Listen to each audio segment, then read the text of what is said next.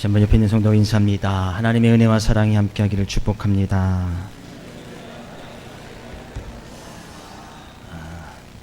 이전에 한번 했던 유모인 것 같은데 사람마다 이제 즐겨 부르는 찬송이 있습니다. 네? 예를 들면 이런 겁니다. 돼지 꿈을 꾸고 로또 대박을 노리는 사람이 찬송 542장 주여 지난밤 내 꿈에 배웠으니 그 꿈 이루어 주옵소서. 학생들이 불러야 할 찬송, 그건 이제 기말고사 시험인 것 같은데, 그죠? 421장 아무것도 모르니 나를 가르치소서. 그죠? 420장 열심히 부르고 시험을 보시기 바랍니다. 난 기가 어두운 노인분들이 좋아하는 찬송 236장 나 밝히 알아듣게 또 들려주시오. 몽유병 환자들이 좋아하는 찬송 나 어느 날 꿈속을 헤매며.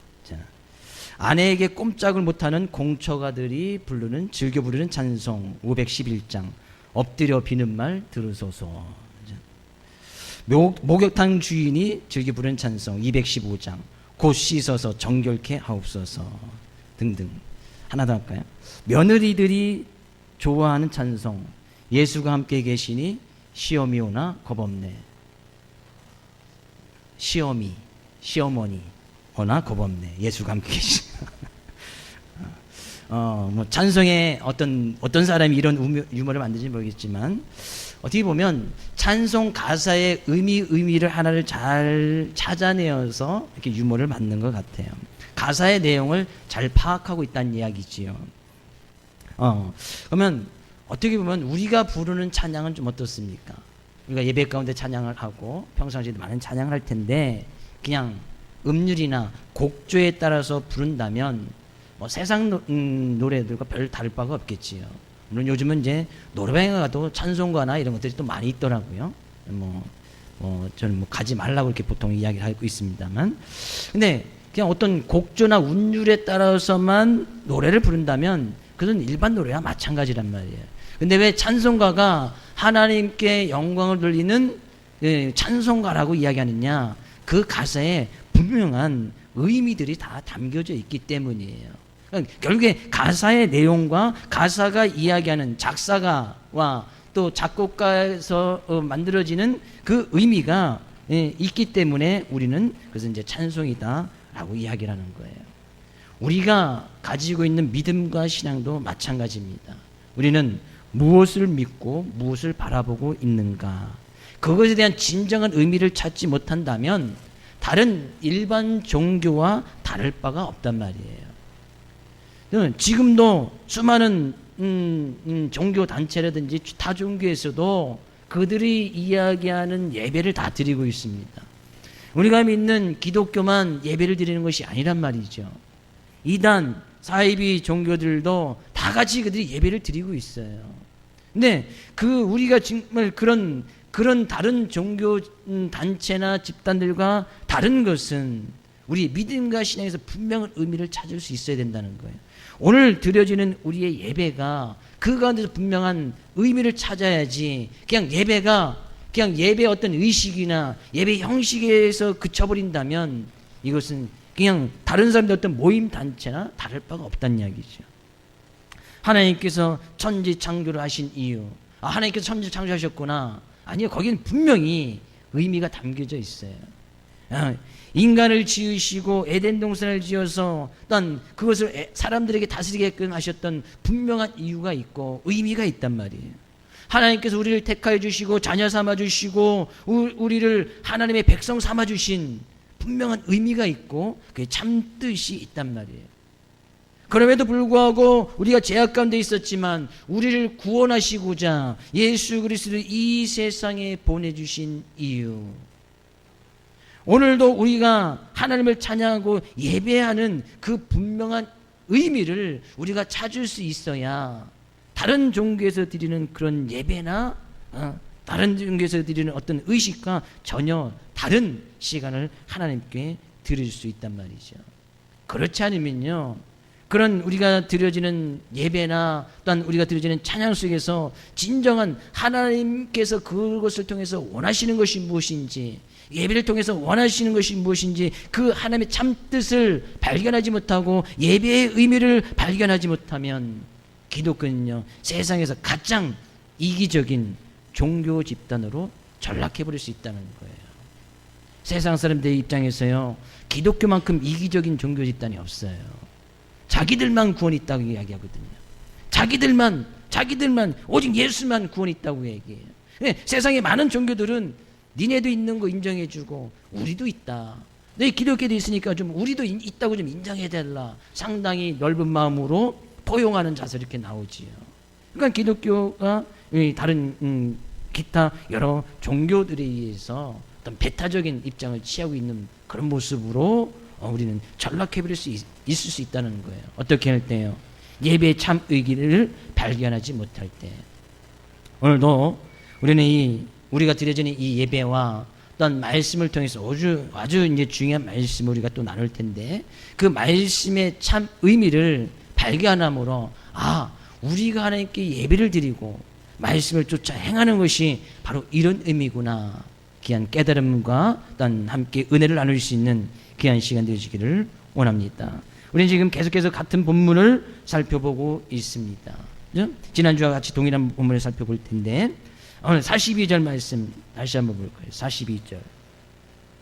그들이 사도의 가르침을 받아 서로 교제하며 떡을 떼며 오로지 기도하기를 힘쓰니라.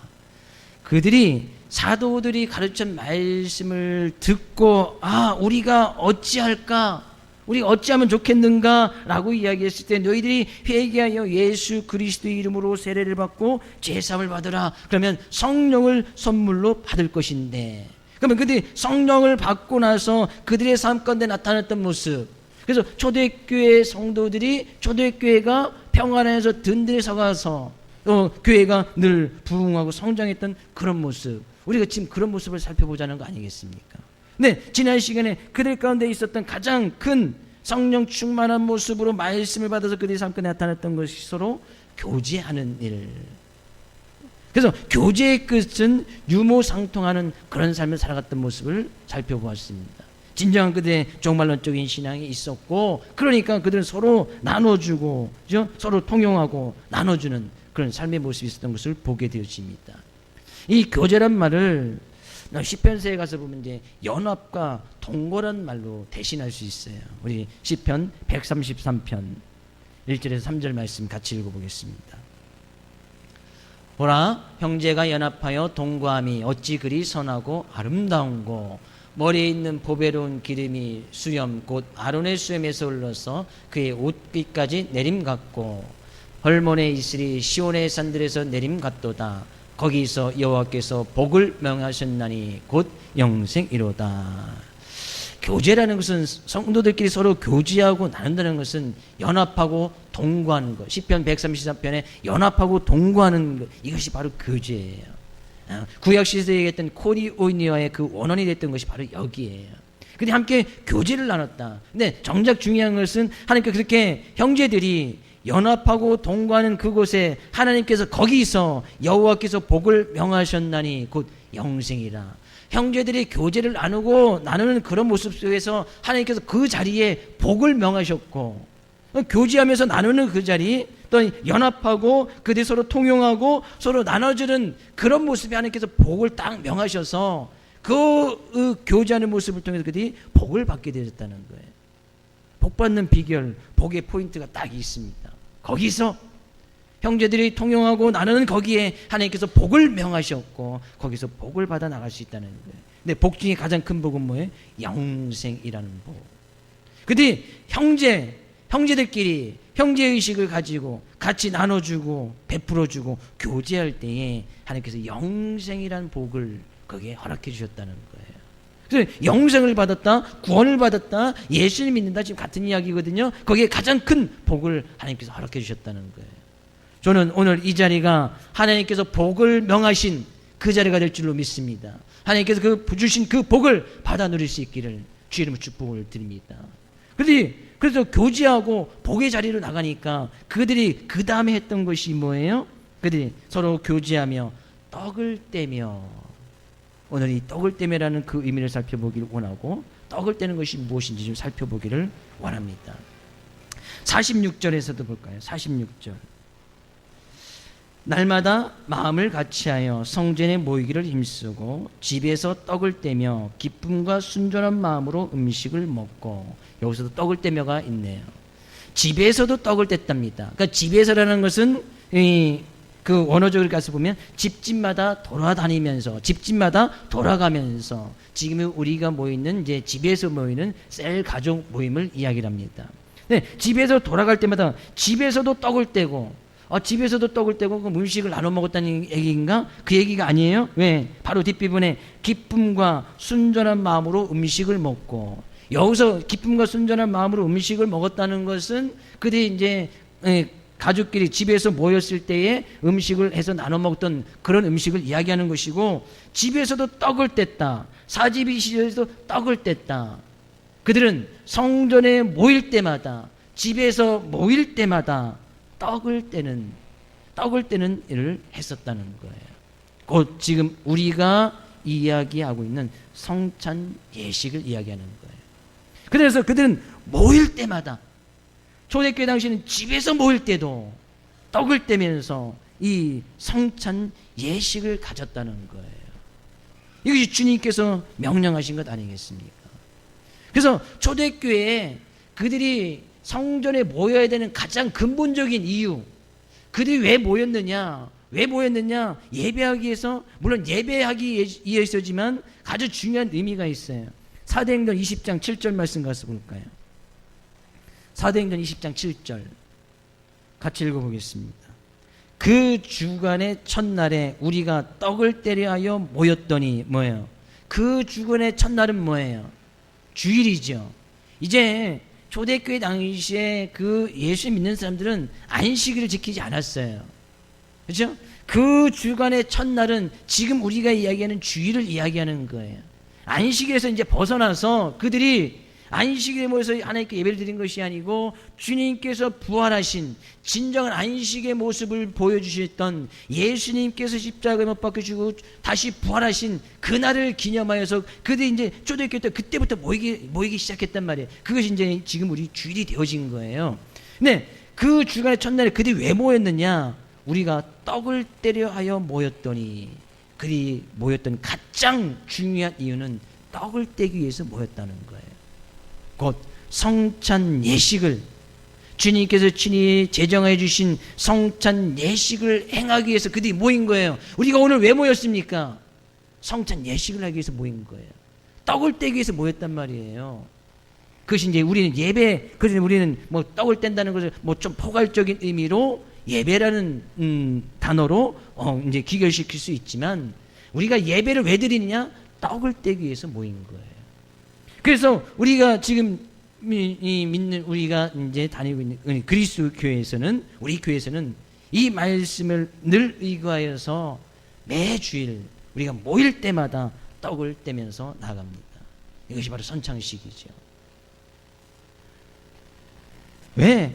우리가 하고 있는 그 환원운동, 성경으로 돌아가자, 어떤 성경으로 돌아가자면 성경이 이야기한 것, 성경에서 말하는 것은 우리가 그대로 행하자는 것이 환원운동이거든요. 성경에서 뭐라고 말하고 있느냐? 성경이 말하는 것은 우리도 말하고, 성경이 잠잠하는 것은 우리도 잠잠하고, 성경이 말하지 않은 것은 자유가 있는 거예요. 성경이 말하지 않는 것은 자유의지를 가지고 행하면 되는데, 성경이 말하는 것은, 성경이 이야기한 것은 우리가 반드시 지켜나가자. 이것이 환원운동이거든요. 성경이 분명히 이야기하고 있는 거예요. 초대교회에서, 교회가 평안해서 날마다 하나님의 큰 부흥의 역사가 일어났던 그런 모습을 가서 딱 들어보니까 그들이 모였던 이유, 떡을 떼기 위해서 모였다는 거예요. 매주일 첫날에, 매주일에 그들이 떡을 떼려 모였더니, 우리는 어쩌면 오늘 드려지는 이 예배 가운데서 가장 중요한 것이 떡을 떼는 거예요. 그럼 우리는 그 떡을 뗀다는 그 의미를 분명히 알아야 이 성찬식이 매너리즘이 안 빠질 수 있고, 형식, 어떤 의식이 안 빠질 수 있단 말이에요. 매주일 하니까 이상하다라고 생각하신 분들이 종종 있었는데 그분들은 다 돌아가고 없어요. 지금 우리 예배 드릴 때 우리 매주일 성찬 한 잔씩 하는 거 그거 우리는 말씀이니까 당연히 받아듣고 우리는 그 은혜의 자리로 나가지요. 종종 교회를 찾으신 분들의 가장 예배 가운데서 의아해하는 부분이 성찬식이에요. 한때는 저도 많이 고민을 했던 적이 있어요. 지금은 고민 안 합니다만 이전에 전도사나 이제 목회 처음 시작할 때 이 성찬식에 대해서 많이 고민을 했어요. 오시는 분들이 왜 이 교회는 매주 성찬식합니까? 뭐 천주교와 같은 거 아닙니까? 천주교도 매주 행하거든요. 근데 천주교에서 행하는 성찬의 의미와 우리 성찬의 의미 전혀 다르거든요. 그러면 뭐 기독교가 아닌 거 아니냐? 뭐 다른 교회에서는 뭐 3개월에 한 번 절기 때마다 좀 요즘 이제 자주 해서 이제 한 달에 한 번 하는 교회들도 있는데 왜 여기는 매주 행하느냐? 라고 물어봐요. 그러면 성경적으로 이렇다고 해서 분명히 가르쳐 주지요. 그래도 이상하게 생각을 해요. 성경에 있는 그 말씀을 분명히 해석해서 아주 그냥 그럴 때는 이제 원어적인 부분까지도 싹 파고 들어가서 그게 딱 이야기를 해주면 성경이 그렇게 말하는구나.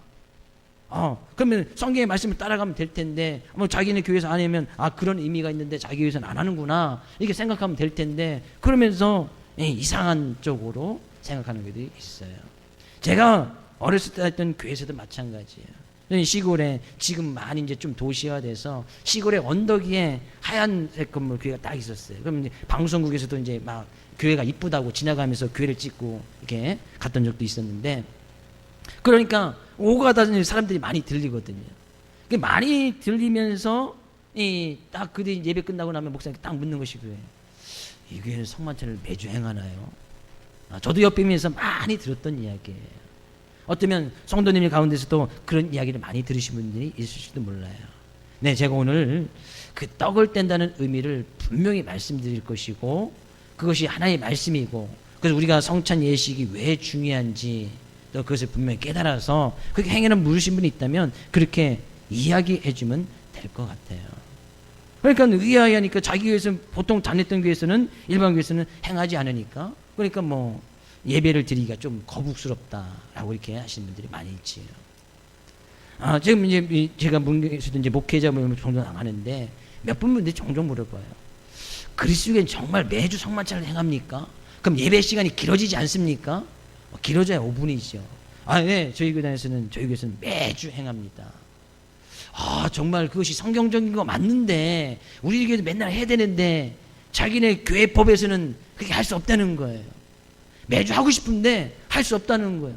아니, 그것이 하나님의 말씀이면 교회법은 교회법이고, 그게 말씀이면 교회법은 하나님의 말씀이 우선시 되어야 되는 거 아닙니까? 근데 매주 행하는지는 모르겠어요. 아마 안 할 거예요. 할 수가 없지. 뭐 교단 자체에서 하지 못하게 하는 교단들도 또한 있으니까. 그죠? 떡을 떼며 아주 중요한 의미가 있단 말이에요. 자, 고린도전서 11장 23절 26절, 우리가 성만찬 할 때마다 항상 있는 말씀이에요. 다시 한번 같이 읽어보도록 하겠습니다.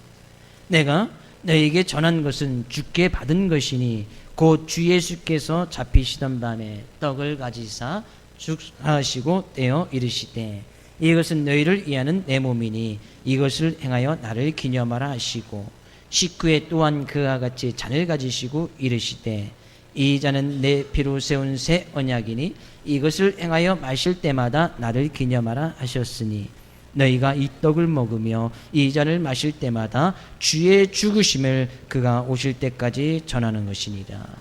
성만찬 예식을 한마디로 이야기한다면 우리의 죄값을 대신 치르기 위해서 십자가를 지신 주님을 기념하는 것이 성만찬이고, 주님에 의해서 제정된 예식이 바로 성만찬이에요. 주님께서 이 성만찬을 언제 제자들에게 이 의식을 허락해 주셨느냐? 예수님께서 십자가를 지시기 전날, 십자가를 이제 끌려가기 전에 예수님께서 제자들 모아놓고 겟세마네 기도 동산에 기도하시기 전에 제자들을 불러놓고 이야기를 해요.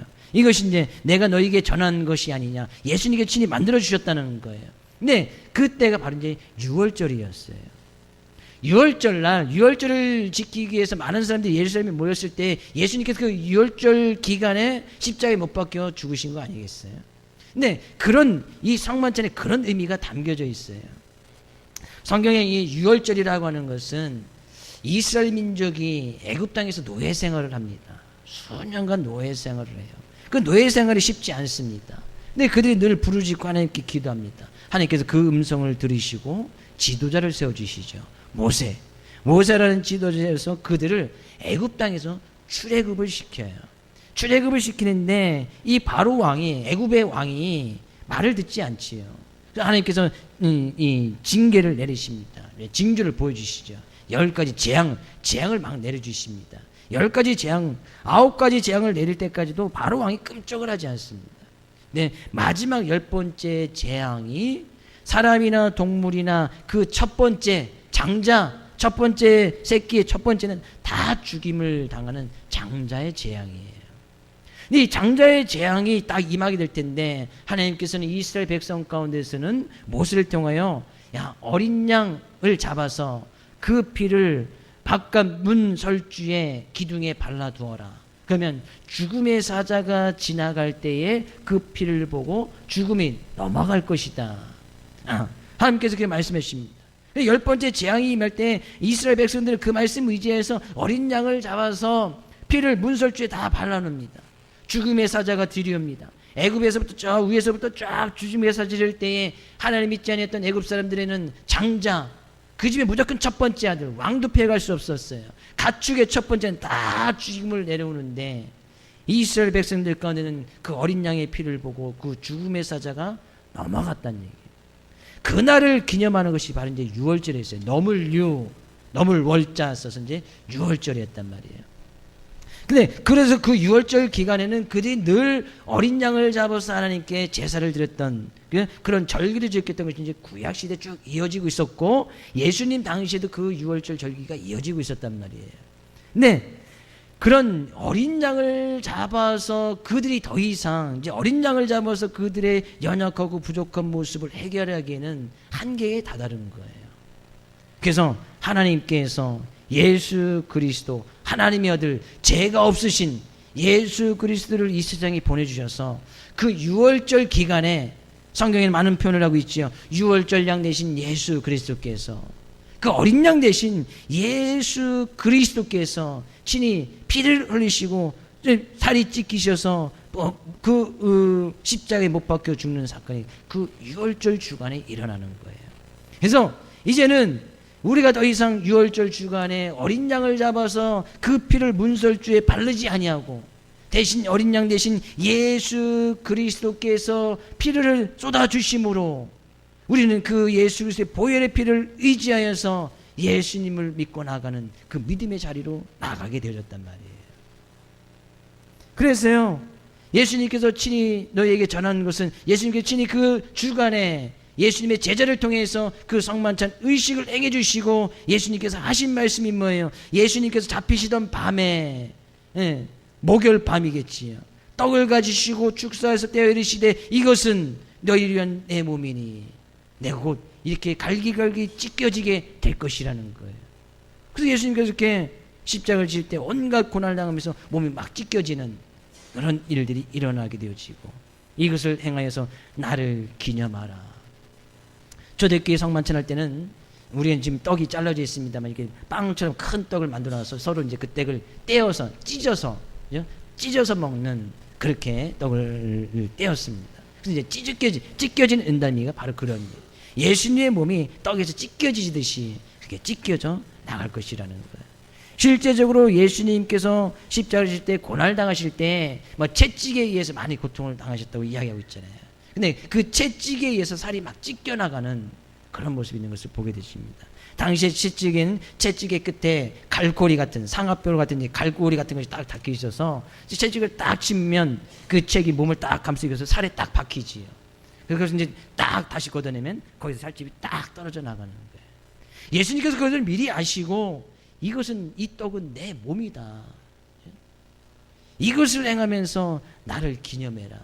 뭘 기념하는 거예요? 떡은 주님께서 우리의 죄값을 치르기 위해서 찢겨진 주님의 몸을 기념하는 거예요. 그 후에 다시 예수님께서 잔을 가지시고 이르시되 이 잔은 내 피로 세운 새 언약이니 이것을 마실 때마다 나를 기념하라. 뭐요? 이 포도주는 예수님께서 우리를 위해서 십자가를 질 때 쏟으셨던 주님의 피를 의미한단 말이죠. 그래서 우리는 이 포도주를 마실 때는 주님의 피 나를 위해서 찢기 위해서 그 가운데서 나오셨던 주님의 피를 기념하는 것이라는 얘기예요. 이것을 행하면서 주님이 왜 십자가를 지셨는지, 왜 죽으실 수밖에 없는지 그것을 늘 생각하고 거기에 의미를 가져라는 거예요.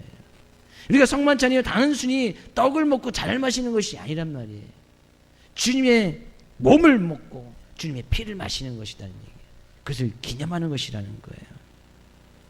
2000년 전 당시 초대교회 성도들의 모습을 우리가 잠깐 들여다보면요, 그들이 지금 성전에 모일 때마다, 집에서 모일 때마다 떡을 했던 그 사람들이 행했던 모습을 잘 생각해 보십시오. 그들은 직접 예수님께서 십자가를 지시면서 골고다 언덕 올라가셨던 그 모습을 다 직접 목격했던 사람들이에요. 예수님께서 십자가를 지시면서 막 피를 쏟으셨던 모습들을 다 목격한 사람들이었단 말이죠. 그들이 모일 때마다 떡을 떼는 것은 주님이 몸이 막 찢겨지시는 아주 극한 처형에서 주님께서 큰 고통 가운데 있던 그런 주님을 기념하는 거예요. 그들이 지금 포도주를 마시는 것은, 잔을 마시는 것은 주님께서 십자가를 지시면서 쏟으셨던 그 피를 기념하면서 그 잔을 마시는 거예요. 단순히 떡과 포도주를 먹는 것이 아니었단 말이에요. 늘 주님을 기념하면서 주님을 목격했던, 주님이 십자가에 못 박혀 몸이 찢기시고 피를 흘리면서 돌아가신 주님을 직접 목격했던 것처럼 그 주님을 늘 생각하며 주님의 은혜 가운데 거하면서 나갔던 모습이 바로 떡을 떼는 그런 모습이었단 말이에요. 당시에 십자가의 총은 아주 극한 죄수를 처형했던 방법 아닙니까? 예? 네, 예수님께서 십자가 질 때 많은 이 제자들도 자기도 화를 입고 멀리서만 지켜보고 있었지요. 근데 그들이 예수님께서 죽으시고 죽음을 깨뜨리고 다시 부활하셨어요. 부활하셨던 모습인데 그들이 또 몸소 그 주님을 만났고 그 주님께서 주신 말씀을 깨닫게 되어집니다. 그러면서 그들이 성전에 모일 때 떡을 떼고 집에서 모일 때 떡을 뗐던 것은 단순히 그들이 떡을 먹고 잔을 마시는 것이 아니고 그들이 직접 눈으로 목격하고 체험했던 주님의 몸을 먹는 것과 마찬가지고 그들이 직접 목격했던 주님의 피를 마시는 것과 마찬가지였단 말이에요. 그들이 모였던 가장 중요한 의미가 바로 떡을 떼는 일에 있었단 말이에요. 우리가 우리 시간 왜 하나님 앞에 나와서 예배를 드립니까? 왜 떡을 뗍니까? 주님께서 우리의 죄, 나의 죄를 위해서 십자가를 지셔서 몸을 찢기셨던 그 주님을 직접 먹고 우리 위해서 피를 쏟으신 그 주님의 피를 직접 마시면서 주님의 은혜 가운데 우리가 오늘도 살아 숨을 쉴 수 있고 주님의 은혜 가운데 우리가 또 주님을 예배할 수 있으며 주님의 제자다운 삶의 모습으로 어떻게 사는 것이 주님의 제자다운 삶의 모습으로 살 것인가, 그들이 모일 때마다 그것을 행하면서 그들에게 명하셨던, 제자들에게 명하셨던 그 말씀을 붙들고 그들의 사명을 찾고 달란트를 찾으면서 이 떡을 떼어오면서 나갔다는 거예요. 우리가 떡을 떼는 의미는 바로 그런 의미를 가져야 된다는 거예요. 이것이 성찬이 의미하는 참된 의미예요. 떡을 먹고 잔을 마시면서 주님을 기념해 나가고 주님께서 제자들에게 말씀하셨던 제자다운 삶의 모습이고 삶의 모습은 무엇인지 주님께서 주신 사명을 감당하기 위해서 우리의 정체성을 늘 확인해 나가는 작업, 그것이 바로 성찬을 행하는 그런 의미다. 성경이 이야기하고 있는 성경의 핵심, 복음의 핵심이 뭐예요? 하나님의 아들 예수 그리스도께서 친히 당신의 살과 피로 우리를 위해서 영원히 살리기 위해서 유월절 주간에 친히 주님께서 십자가를 지시고 몸이 찢기시고 우리를 구원하시기 위해서 죽으시고 다시 부활하신 것, 이것이 성경의 핵심이고 복음의 참된 의미 아닙니까? 우리가 떡을 떼는 거요, 바로 그런 의미를 갖고 있는 거예요. 너무나 중요한 의미를 갖고 있는 거예요. 그래서 성경이 말씀하시는 것처럼 우리는 모일 때마다 성전에 모일 때마다, 집에서 모일 때마다 떡을 떼는 그런 의미를 가지고 떡을 떼면서 나갔다는 거예요. 이런 성찬에 대한 참된 의미를 깨닫지 못하면 이것은 하나의 의식에 불과해요. 그냥 떡을 먹고 잔을 마시는 의식. 우리의 성만찬은 의식이 아니에요. 어떤 다른 종교에서 행하는 그런 의식이 아니란 말이에요. 직접 우리는 주님의 몸을 먹는 것이고 주님의 피를 마셔서 주님께 주신 참된 생명으로 참되고 영원한 삶을 살아가는, 주님의 참된 복을 깨달아가는 그런 의미를 가지고 성만찬에 참여해야 된다는 거예요.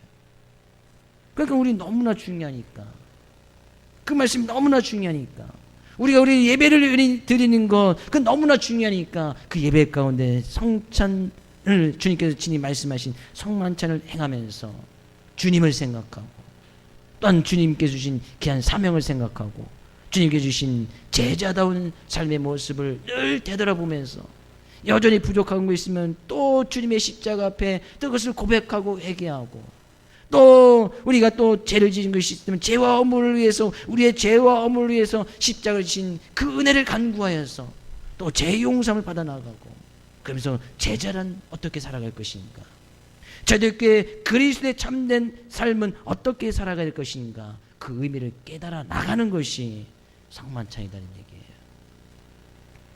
그래서요, 저는 이제 고민하지 않습니다. 어느 누가 와서 성만찬 왜 매주 행합니까? 그런 의미가 있다 이야기를 해줘요. 받아들이지 않으면 할 수 없고, 성경이 말하는 것을 말했을 뿐인데 받아들이지 않으면 하나님의 말씀을 받기 싫다는 이야기지요. 그럼 내버려둬요. 어떡합니까? 강제적으로 그렇다고 우리가 성만찬을 안 행할 수도 없고 하나님의 말씀 지켜나가는 건데, 이 성만찬의 의미, 바로 그런 유월절의 의미가 담겨져 있고, 주님을 기억하고 상징하고, 단 이것은 새 언약이다 라고 말씀하신 것은, 이것을 기념해서 내가 너에게 이건 새 언약이니, 하나님의 언약의 말씀, 오직 예수 그리스도를 통해서만 제사함을 받을 수 있고 예수 그리스도를 통해만 구원을 받을 수 있는 새로운 언약을 말씀해 주신 거예요. 그래서 우리는 더 이상 이제 성경이 말하는 유월절을 지키지 아니하고 어린 양을 잡지 않습니다. 예수 그리스도의 보혈의 의미를 지키면서 나가는 거예요. 이런 성만찬을 행하면서 우리 믿는 사람들이 가져야 할 아주 중요한 정신이 하나 있어요. 그것은 뭐예요? 그들이 서로 교제하며 뭐예요? 형제의식이 있었다는 거예요.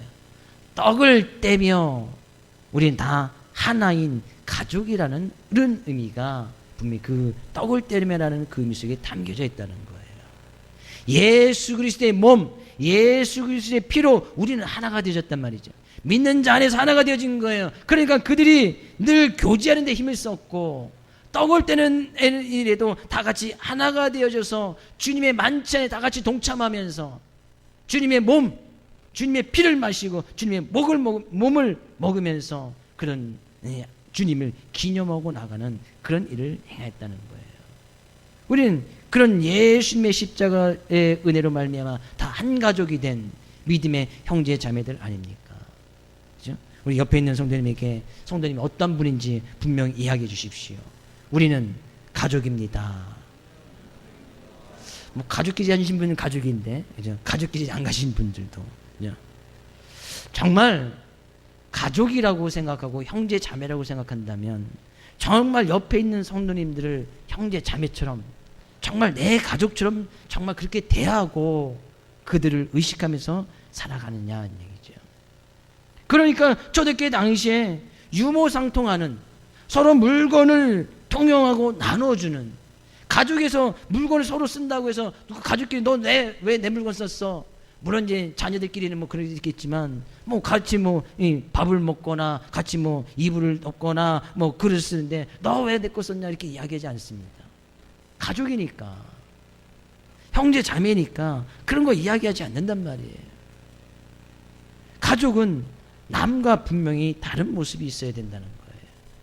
그러니까 이들이 떡을 떼면서 늘 생각했던 것이 자기의 죄와 허물을 늘 고백하지만 제자다운 삶의 모습은 무엇인가? 주님께서 왜 주님을 기념하라고 했는가? 그 주님을 기념하면서 주님께서 하신 말씀은 무엇인가? 그러면서 그대 삶의 모습을 늘 되돌아보았단 말이에요. 난 정말 제자다운 모습으로 살아가고 있는가? 주님을 기념하면서 주님께 주신 그 말씀을 붙들고 늘 살아가고 있는가? 우리는 정말 주님께서 주신 형제 자매의 모습으로, 가족의 모습으로 성도들을 대하고 형제 자매를 그렇게 대하고 있는가? 그런 모습을 늘 생각하면서 살아간 거예요.